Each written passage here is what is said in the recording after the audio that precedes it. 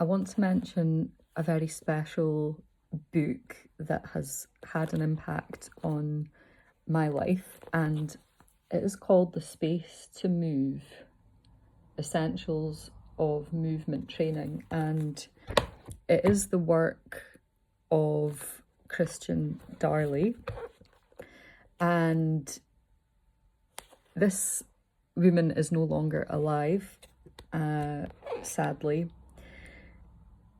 She was a friend of my mum's, and in fact, the work of bringing this book to fruition was actually through an editing process which was completed by my mum, also two other friends, mutual friends of Christian's, Linda Baker and Dictina Hood, and all amazing women. So I think I do recall, yes, first published in 2009, so I was quite young still, but I do remember that process of the meetings that happened and how this book actually came to being, which was about an extraction, working with the bones of what this work was. Publisher's note here.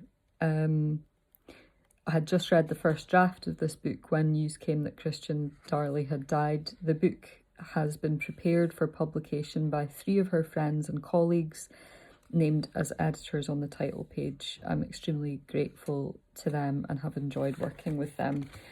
And yeah, the publisher is Nick Hearn Books.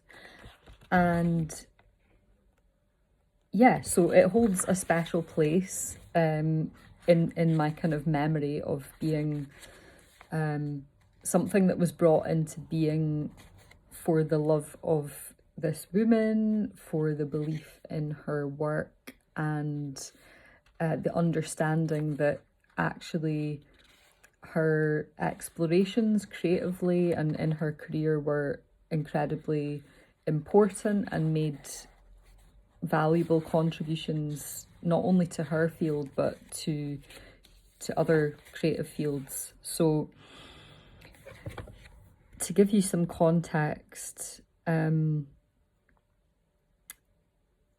it's outlining exercises and techniques that were developed in the context of drama school spaces, and it's exploring the vital building blocks of movement training, awareness, relaxation, tension,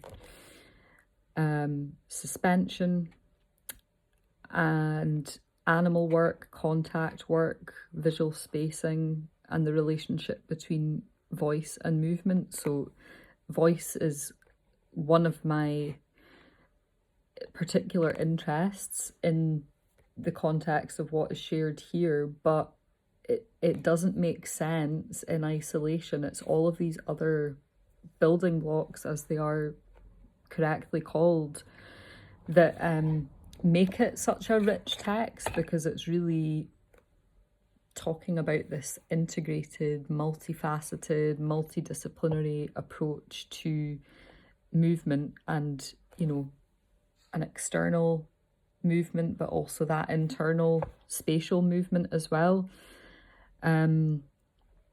So yeah, Christian taught at Lambda, and that's her background, but the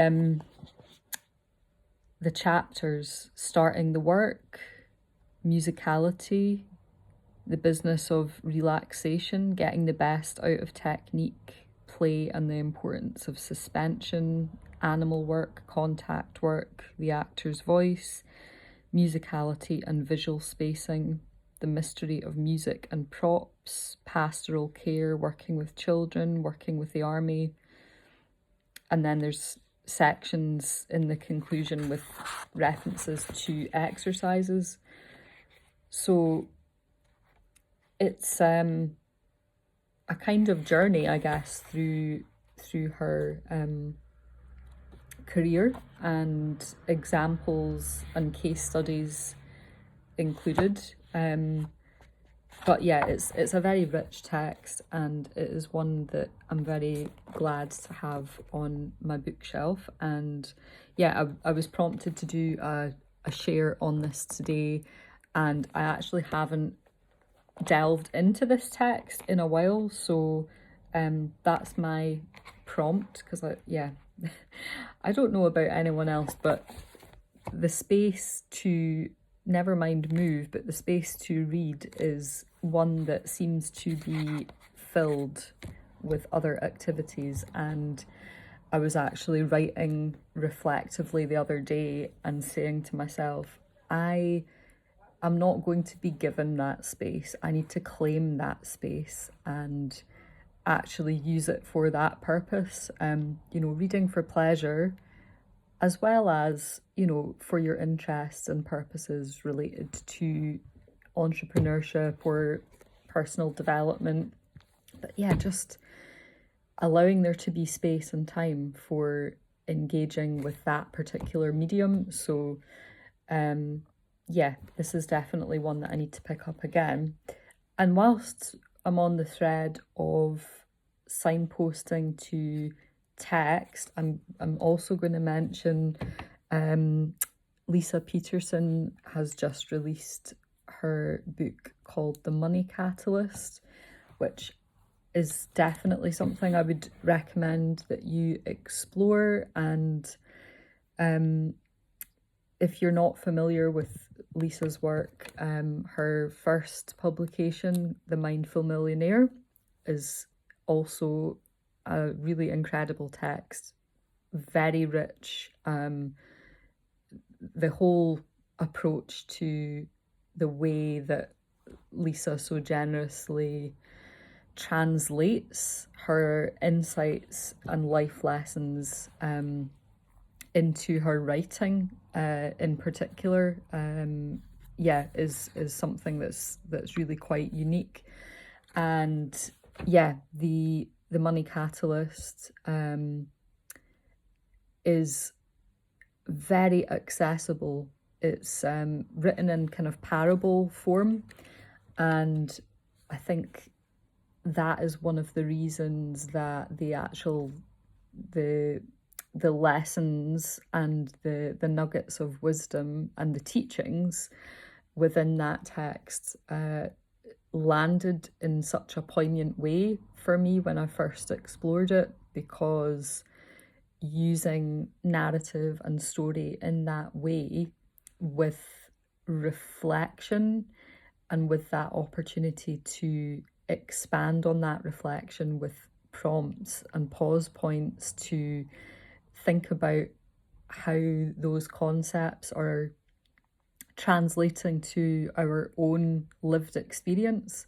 That is something that she does so well in this book. And it was just launched the other week, and there's loads of amazing resources, learning resources that accompany that. So I would definitely recommend that you go and check out her work, and reach out to her and engage with her on that as well, because she's currently swimming in that space, so it felt appropriate also to mention that. I've